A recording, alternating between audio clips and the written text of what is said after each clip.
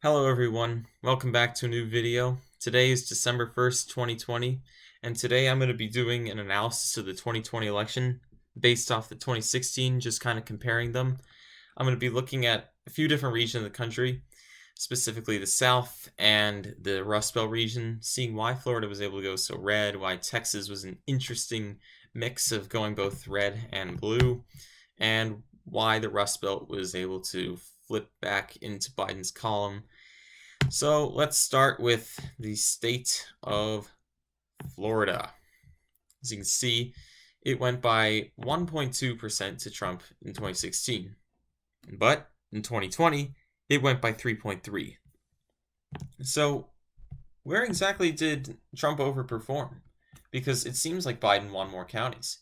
He won Jacksonville, St. Petersburg, and right here outside of Orlando in Seminole County. He flipped those three counties. So where did Trump do well? It was Miami-Dade County. Let's look in 2016. 63% for Clinton, but Biden was only able to win it by 7 points. It was a 30-point margin here in 2016. 7 in 2020. Let's look at the shift. 22 points more Republican in 2016, and that is the biggest county in the state. As you can see, there are shifts elsewhere in the state, like Duval County goes 5 points more Democratic than 2016, but the biggest county shifts 22 points more Republican. That's crazy. But why is this? It's mainly because of the Latino vote, especially the Cuban vote, that is not exactly impressed with the Democratic platform.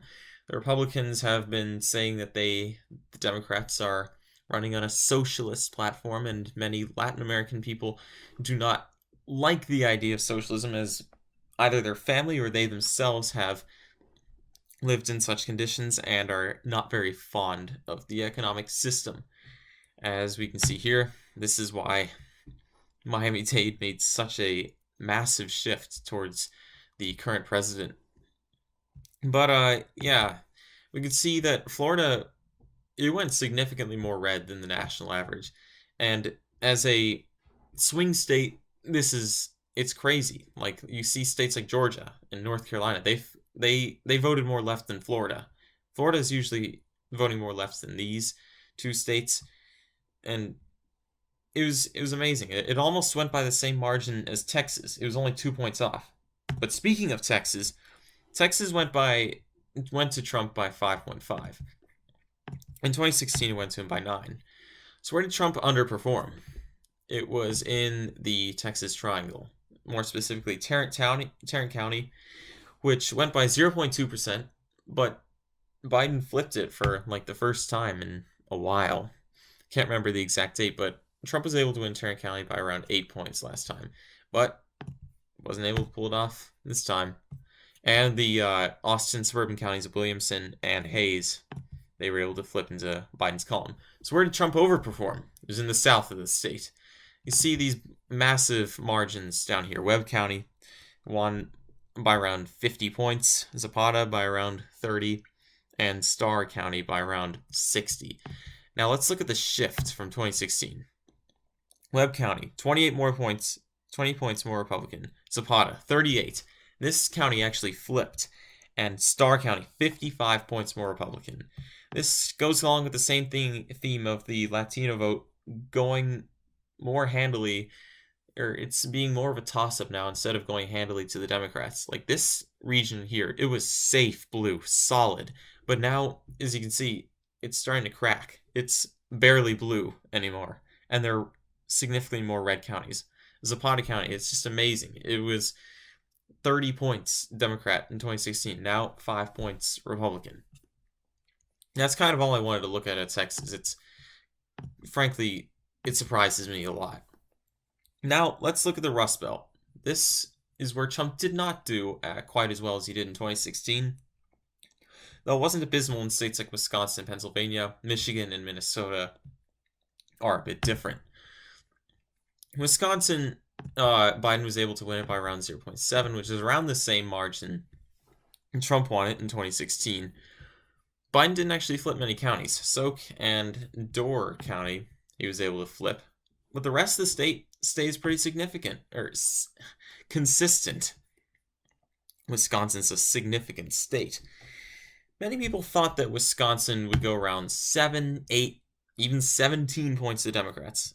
I didn't think it was going to happen. I thought it was a toss-up state, and as we can see here, it sure was a toss-up. But Biden was able to pull ahead in the end. Now let's look to the other close Rust Belt state, and that's Pennsylvania. As you can see, Trump won it by around 0.7 points in 2016, but in 2020, Biden won it by 1.2. He was able to flip Erie and Northampton County. As you can see right here, both went to Trump. Barely, but still went to him. But this Philadelphia corridor right here is where Biden did well and continued to do well again. And that's why he was able to win the state of Pennsylvania. I'll go in a more in-depth view of Pennsylvania in a future video, but I'm kind of just giving an overview of just like the main things that surprised me. Michigan went to Biden by around 2.8. In 2016, it went to Trump by 0.3. It wasn't called an election night or even election morning afterwards. It took like a week or two. But yes, Trump was able to win it in 2016, mainly because of the rural support. But in 2020, it went a lot less to him. Like the more populated part of the state, like it shifted much more Democratic, as you can see right here. And especially places like Wayne and Oakland County and Ann Arbor, or where Ann Arbor is, shifted around between 1 and 5 points more Democrat. Even in these rural counties in the north and in the Upper Peninsula, they shifted more Democratic. But the final state I want to look at is the one that surprised me the most, and that's Minnesota. Minnesota went by about 1.5 to Clinton in 2016. Went to Biden by 7. So where did Biden overperform? He was in the Twin Cities and in the Iron Range. So let's see. Hennepin County is where Minneapolis is. Ramsey is where St. Paul is. So Clinton was able to win Hennepin by 63 to 30. It was about a 30-point margin of victory. Ramsey County, it was actually about a 40% margin of victory, if I'm not mistaken. But let's take a look at 2020. So Biden was able to win Minneapolis and St. Paul by more than 70% in each. Well, a 70% total vote share. But the margin of victory was around 45 in Minneapolis and also around 45 here. That's pretty large. He overperformed greatly here. Also, you can see a few other counties, like especially Clay County, where it's right across the river from Fargo. It's where Moorhead is. Flipped back into the Democratic column. It was Republican this time. You see massive red area right here, but it's starting to crack in 2020. Much more blue counties in these rural areas. But let's look at the Iron Range. There was some speculation that it may have changed, but as in 2016, area is highly unionized, and union voters tend to vote Democratic, and as we could see here, they continue to do so. All right. So that was basically it for this short overview of what surprised me about the 2020 election in contrast to the 2016 election. I'll be doing future videos on certain states and the certain election outcomes and just what's so interesting about each of them.